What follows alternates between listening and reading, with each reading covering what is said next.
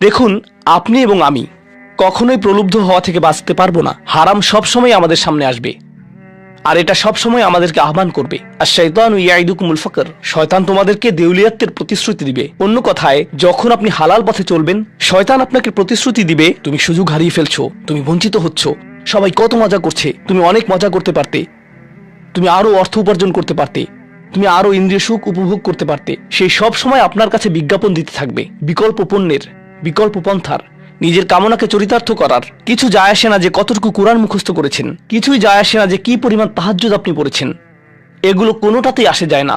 শয়তান থামবে না। দিন শেষে আপনি তো একজন মানুষই, দিন শেষে কামনা বাসনাগুলো আপনার মাঝে থাকবে, আর শয়তান থামবে না, সে আপনার পেছনে লেগেই থাকবে। শয়তানের একটা কৌশল আল্লাহ বর্ণনা করেছেন। তার মনস্তাত্ত্বিক কৌশলটি হলো যায়্যানা লাহুমুশ শাইতানু আমালাহুম। শয়তান তাদের কাজগুলোকে তাদের কাছে আকর্ষণীয় করে দেয়। শয়তান আপনার কাছে আসবে, আপনাকে প্রলুব্ধ করবে। তখন আপনি বলবেন, হ্যাঁ এটা খারাপ, কিন্তু আমি তো অনেক ভালো কাজও করি। হ্যাঁ আমি এলোমেলো কাজ করছি, কিন্তু আমি তো নামাজও পড়ছি।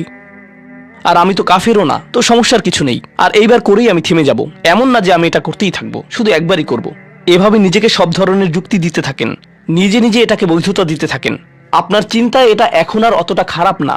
আর তারপর যখন এমন মানুষ চারপাশে থাকেন যাদেরকে বলেন যে এটা তো খারাপ, আর তারপর যখন এমন মানুষের চারপাশে থাকেন যাদেরকে বলেন যে এটা তো খারাপ, তারাও আপনাকে বলে, না ভাই কাম অন, এটা অতটা খারাপ না, থামো তো, এরকম কথা বলো না, না আল্লাহ ওইরকম না, আল্লাহ তোমাকে শাস্তি দিবেন না, কেন এরকম হতাশাজনক কথা বলছো, তুমি অতিরিক্ত চিন্তা করো। আপনি তা শুনেন, আর এটা আপনাকে প্রভাবিত করতে শুরু করে। কিন্তু যখন কাজটা করে ফেলেছেন, যেটাই করেছেন, হতে পারে এটা অ্যালকোহল অথবা অন্য কোনো মাদক, এটা কারোর সাথে সম্পর্ক হতে পারে, সেটা যাই হোক, যখন নিজেকে বলেন যে এটাই শেষবার, কিন্তু এটাই শেষ তো না। কারণ যখনই কাজটা ঘটে যায় আর কয়েকদিনের মধ্যে অনুশোচনাও কেটে যায়, তখন মোবাইলে আরেকটা মেসেজ চলে আসে, তারপর আরেকটা দাওয়াত আসে, তারপর আপনি বলেন না এটাই শেষবার, আবারও সেই চক্রে আটকে যান, আর আবারও সেটা করেন, আর তা করতেই থাকেন। শয়তান ঠিক এটাই চেয়েছিল। মানুষ এই চক্র বন্ধ করতে পারে, আল্লাহর প্রতি নিবিষ্ট হয়ে বলতে পারে, ইয়া আল্লাহ, আমার বন্ধুরা কি বলছে তাতে কিছু যায় আসে না, শয়তান কি ওয়াসওয়াসা দিচ্ছে তাতে কিছু যায় আসে না, কতবার এই বিভৎস চক্রে আটকা পড়েছি তাতে কিছু যায় আসে না। আমি ফিরে আসলাম, আমি ফিরে আসলাম, আমি ফিরে আসলাম 2 দিন অনুতপ্ত থেকে আবারও পাপে লিপ্ত হওয়া থেকে। আমি ফিরে আসলাম আপনার কাছে ক্ষমা চাওয়ার পর আবারও পাপ করা থেকে। ওয়ালাম ইউসিরু আলা মা ফাআলু ওয়া হুম ইয়ালামুন। তারা পাপ কাজগুলো বারবার করে না, আর তারা জানে যে তারা কি করছে। আমি সেই লোকদের অন্তর্ভুক্ত হব না? ওয়ালাইসাতিত তাওবাতু লিল্লাযিনা ইয়ামালুনা আস-সাইয়্যাত। তওবা, অনুশোচনা তাদের জন্য কাজ করে না যারা পাপ করতেই থাকে। এমনকি তওবা করার পরেও এটা সেই মানুষদের জন্য না যারা এই চক্রে আটকে যায়। এটা তাদের জন্য যারা বলে, ইয়া আল্লাহ, আমি জাহান্নামে যেতে চাই না, আমি জাহান্নামের যোগ্য অনেক কাজ করেছি, কিন্তু এখন আমি থেমে যাচ্ছি। আর এটাই চূড়ান্ত। তারা হলেন আল্লাহর কাছে বিশেষ মানুষ, কারণ আল্লাহ জানেন এটা কতটা প্রলুব্ধকারী ছিল, আল্লাহ জানেন সেই আসক্তি কতটা শক্তিশালী ছিল, আল্লাহ জানেন পাপের কত গভীরে আপনি ছিলেন, আল্লাহ জানেন আপনার উপর শয়তানের সেই দীর্ঘ নিয়ন্ত্রণের কথা, আর আপনি সেই নিয়ন্ত্রণ ভঙ্গ করতে এবং আল্লাহর কাছে ফিরে আসতে সক্ষম হয়েছেন। আল্লাহর পথে আপনার এই যাত্রা অন্য মানুষের তুলনায় অনেক কঠিন। আপনার সামনের প্রলোভনগুলো অনেক শক্তিশালী, আপনার প্রতি অভিকর্ষের টানটি অনেক বেশি শক্তিশালী, আর এর সাথে লড়াই করে যেহেতু আল্লাহর কাছে এসেছেন, তাই আপনি বিশেষ মর্যাদা সম্পন্ন। এটা মনে করবেন না যে আমি তাহাজ্জুদ পড়ি না তাই আমি অতটা ভালো না, অথবা আমি আরবি জানি না, বা আমি এখনো সম্পূর্ণ কোরআন পাঠ করিনি, আর আমি তাজবিদের নিয়মগুলো জানি না। না না না না না, আপনার বিশেষত্ব এজন্য না যে আপনি 17 বার হজ করেছেন। আপনার জ্ঞান এবং ইবাদতের জন্য আপনি আল্লাহর কাছে বিশেষ না, আপনি আল্লাহর কাছে বিশেষ মর্যাদা সম্পন্ন, কারণ আপনি পাপ থেকে বেরিয়ে এসেছেন, আর আপনি শুধু তার ভয়েই ভীত। এটাই আপনাকে আল্লাহর কাছে বিশেষ মর্যাদা সম্পন্ন করে। তাই আপনিও ইবাদুর রহমান। তো এখান থেকে আল্লাহ আমাদেরকে সম্পূর্ণ বিপরীত দিকে নিয়ে যাচ্ছেন।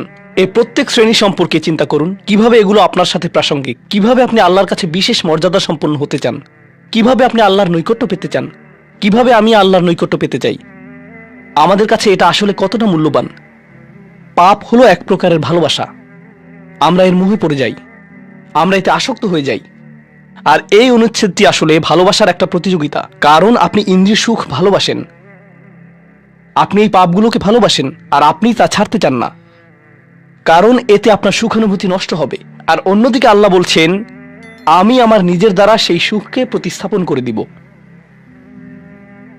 আমি এটাকে আমার নৈকট্য দ্বারা প্রতিস্থাপন করে দিব। আল্লাহ এই সুযোগ দিয়েছেন।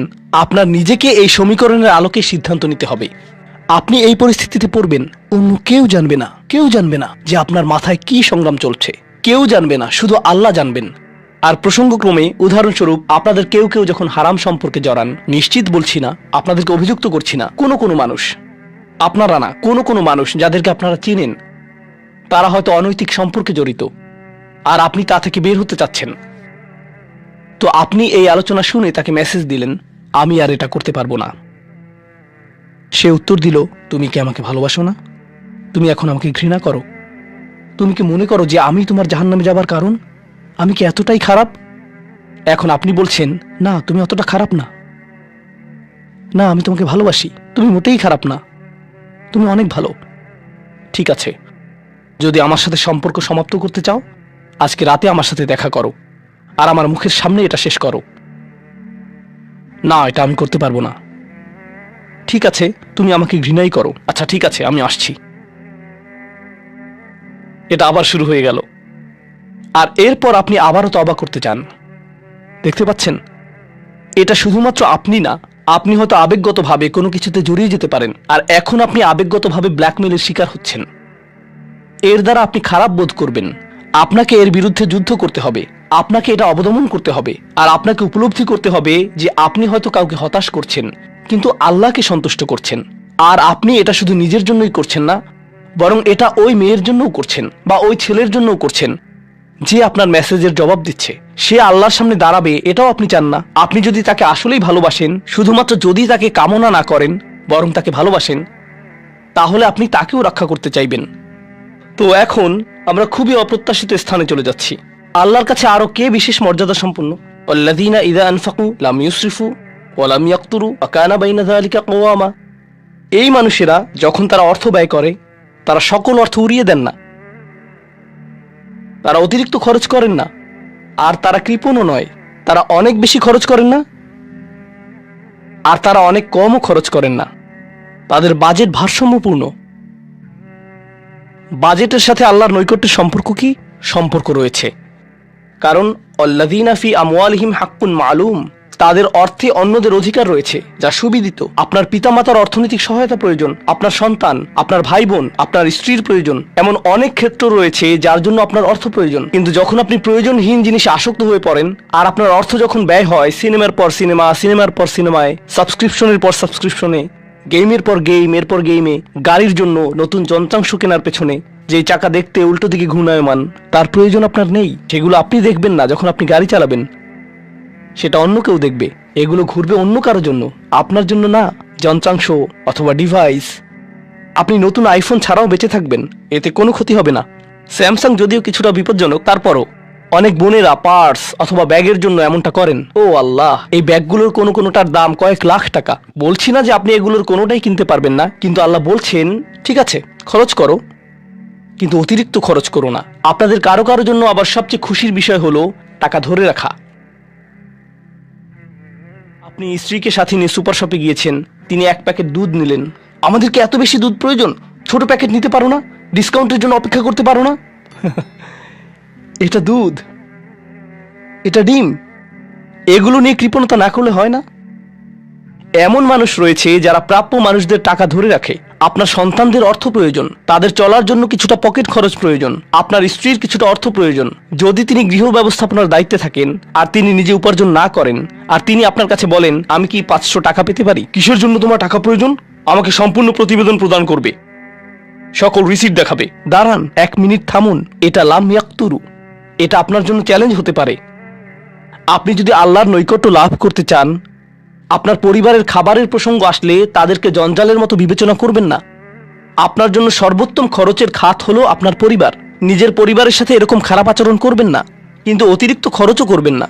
অন্যরা এমন আছে যারা টাকা উড়ায়। আল্লাহ হয়তো আপনাকে কিছুটা অর্থ দিয়েছেন, আর আপনি আপনার 16 বছরের সন্তানকে BMW কিনে দিলেন যাতে সে রাস্তার পাশে লাগিয়ে দিয়ে অ্যাক্সিডেন্ট করতে পারে, আর তারপর তাকে আরেকটা কিনে দিলেন। না না না, আপনি এমনটাও করতে পারবেন না। লাম ইউসরিফু ওয়া লাম ইয়াকতুরু ওয়া কানা বাইনা যালিকা কওয়ামা। তারা একটি ন্যায্য ভারসাম্যপূর্ণ পন্থা অবলম্বন করে এই দুই অবস্থার মাঝে অবস্থানের জন্য। পরবর্তী গুণটি আমার প্রিয়, মনোযোগ দিয়ে শুনুন। এরা সবাই একটি শ্রেণী, ওয়াল্লাযীনা লা ইয়াদউনা মা'আল্লাহি ইলাহান আখার ওয়া লা ইয়াকতুলুনা আন-নাফসাল্লাতী হারামাল্লাহু ইল্লা বিল হক ওয়া লা ইয়াজনুন ওয়া মান ইয়াফআল যালিকা ইয়ালকা আসামা। তারা আল্লাহর পাশাপাশি অন্য কোনো উপাস্যের কাছে প্রার্থনা করে না, আর আল্লাহর পাশাপাশি অন্য কোনো উপাস্যের কাছে প্রার্থনা না করা অবস্থায় তারা কাউকে হত্যা করে না এবং তারা ব্যভিচারে লিপ্ত হয় না। তিনটি বিষয়, তারা আল্লাহ ছাড়া কারো কাছে প্রার্থনা করে না, এর সাথে রয়েছে তারা হত্যা করে না এবং তারা ব্যভিচার করে না। তিনটি বিষয় একসাথে। এটা তো অসাধারণ কোনো অর্জন নয়। কেউ বলতে পারে যে হ্যাঁ, আমি তো তালিকায় এসে পড়েছি, আমি কাউকে হত্যা করিনি। কিন্তু জানেন কেন এটা বৈশিষ্ট্য সূচক? কারণ এই বিষয়গুলো খুবই প্রাথমিক স্তরের, তাই না? অন্য অনেক কবিরা গুনাহ রয়েছে, কিন্তু আল্লাহ বলছেন যে তোমরা আল্লাহর কাছে বিশেষ মর্যাদার অধিকারী হতে পারবে যদি তোমরা শুধু এটুকু করো। কেন এটা বিশেষ মর্যাদাপূর্ণ? মক্কার মানুষদের কথা চিন্তা করুন, সেই সমাজের কথা চিন্তা করুন যার মাঝে কোরআন এসেছিল। সেই মানুষগুলো হাজার বছর ধরে শিরকে লিপ্ত ছিল। হত্যা তাদের কাছে সাধারণ বিষয় পরিণত হয়েছিল, জিনা কোনো বিষয়ই ছিল না। আর এগুলো বড় বিষয় ছিল না তাদের পূর্বপুরুষ অথবা তাদের পূর্বপুরুষ অথবা তাদের পূর্বপুরুষের কাছে। এগুলো ছিল জীবনেরই অংশ। জীবন ছিল গ্যাংস্টারের মতো। আর যখন তারা এই সকল কিছু ছেড়ে আল্লাহর কাছে আসলো, তাদের পরিবারকে বলেছিল যে ও তুমি তো এখন মুসলিম, কংগ্রাচুলেশনস। তাদেরকে সকল ধরনের বিভৎস অভিজ্ঞতার সম্মুখীন হতে হয়েছিল, তাদের প্রিয় মানুষদের কাছ থেকে, তাদের সমাজ থেকে, তাদের বন্ধু বান্ধবদের কাছ থেকে, কারণ তারা সেই অপরাধগুলো ত্যাগ করেছিলেন, তাই না? কিছু মানুষের জন্য শুধুমাত্র ঈমান গ্রহণ করা, শুধুমাত্র অপরাধী জীবন থেকে বেরিয়ে আসা, শুধুমাত্র জিনা থেকে বেরিয়ে আসা ছিল এতটাই বড়। আপনারা যারা সম্মানিত পরিবারে বেড়ে উঠেছেন, পরিশুদ্ধ পরিবেশের মাঝে ছিলেন, আপনার জন্য সেই ধরনের বিপত্তিতে না পড়াটা সহজ অথবা সহজতর। এখনকার সময়ে যে কোনো কিছুই সহজ, কিন্তু আপনাদের যারা অমুসলিম অবস্থা থেকে এসেছেন, আপনি চারপাশে অপরাধ সংঘটিত হতে দেখেছেন, আপনি চারপাশে মাদকের আসর দেখেছেন, আপনি চারপাশে নারী লিপ্সা দেখেছেন, প্রত্যেক সাপ্তাহিক ছুটির দিনই ক্লাবে যেতেন, আর তারপর আপনি আল্লাহর পথে আসলেন, আপনি ঈমান গ্রহণ করলেন। সেই জীবন থেকে আপনার এই যাত্রাটি ছিল বিশাল এক যাত্রা, আর আল্লাহ এটা স্বীকার করেছেন এবং বলেছেন যে এটা বেশ বড় ব্যাপার যে কিছু মানুষ এমনটা করেছে। শুধু এই বিবেচনায় তারা বিশেষ মর্যাদাময়, তারা অন্য কিছু জানে না, তাদের ব্যাপক কোনো জ্ঞান নেই, কিন্তু মূল বিষয় হলো তারা আল্লাহর সন্তুষ্টির জন্য হিজরত করেছেন, তারা সেই বড় পাপগুলো থেকে আল্লাহর অভিমুখে যাত্রা করেছেন। এটা অবিশ্বাস্য। কিন্তু এই আয়াতগুলোতে আল্লাহর করুণা এখনো সমাপ্ত হয়নি। প্রথমত সেই তিনটি বিষয় যা আমি উল্লেখ করেছি, শিরক বা আল্লাহ সম্পর্কে অশ্রদ্ধা প্রদর্শন করা, হত্যা এবং ব্যভিচার, এগুলো অনেক বড় পাপ। তো আল্লাহ কি বলছেন? ইউদাআফ লাহুল আযাবু ইয়াওমাল কিয়ামা ওয়া ইয়াখলুদ ফীহি মুহানা। এমন মানুষের জন্য শাস্তি দ্বিগুণ করা হবে, আর তারা সেখানে থাকবে অপমানিত অবস্থায়। এই পাপগুলো আল্লাহর কাছে ছোট বিষয় না, বিশেষত তিনটা পাপ একসাথে। কিন্তু প্রসঙ্গক্রমে সবচেয়ে খারাপ অপরাধ শিরক। সবচেয়ে খারাপ অপরাধের মধ্যে দ্বিতীয়টি হলো যখন আপনি একজন ব্যক্তিকে হত্যা করেন।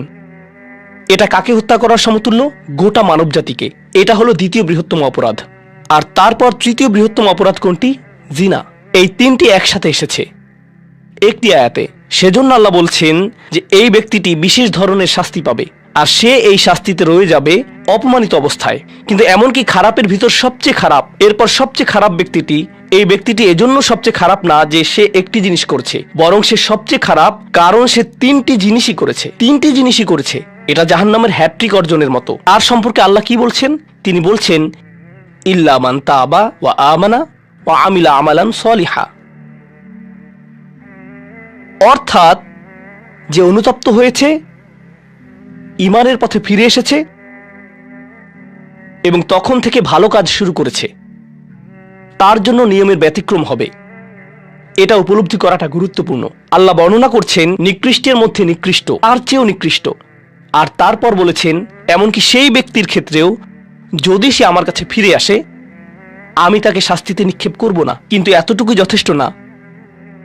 আমরা কথা বলছি ইবাদ আর রহমানের ব্যাপারে, যিনি অবিশ্বাস্য রকমের করুণাময় সত্তা। তো তিনি তাদেরকে শুধুমাত্র জাহান্নাম থেকে রক্ষা করেই ক্ষান্ত হবেন না, তিনি আরো কি করবেন? ফাউলাইকা ইউবাদদিলুল্লাহু সাইয়্যাতিহিম হাসানাত। সেই মানুষগুলোর মহাপাপগুলোকে প্রতিস্থাপিত করবেন। আর আমি আপনাদেরকে মনে করিয়ে দিচ্ছি সেই পাপগুলো কি? শিরক। ইন্নাশ শিরকা লাযুলমুন আযীম।